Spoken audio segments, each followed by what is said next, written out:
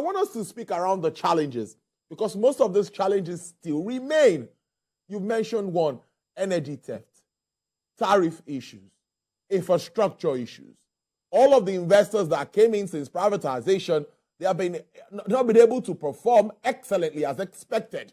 When we rate it in a percentage form, I don't know what you do. You understand this more than I do. So what do we do about the present challenges? Are we going to continue to grapple with it, despite the fact that we still have a legislation that should support states from power generation?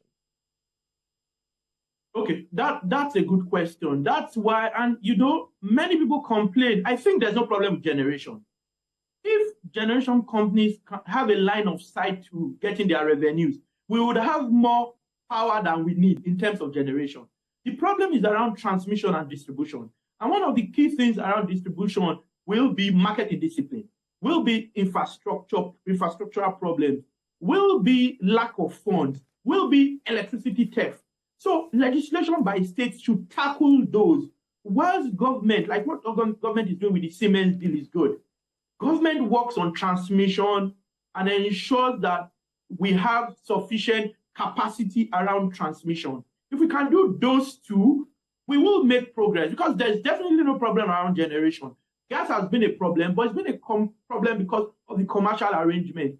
If electricity tariffs are not good enough, remember, gas is a pass-through in electricity generation. If the tariffs aren't good enough, they wouldn't be able to pay for gas, and no one's going to invest in gas. If the tariffs are good and it covers gas, and people pay, you and I pay for electricity, we would have no problem across the value chain from gas supply to generation. The transmission is strengthened. Then distribution, the states deal with distribution, the last mile, retailing, and franchising, and then we'll be firm and dry. And then the NERC works with, and states can also deal with rural electrification issues, energy federalism, encourage the use of biomass, of coal. I mean, I know there are issues around energy transition. For areas where we have competitive advantage, in Enugu, maybe use coal. In Kano, maybe use solar.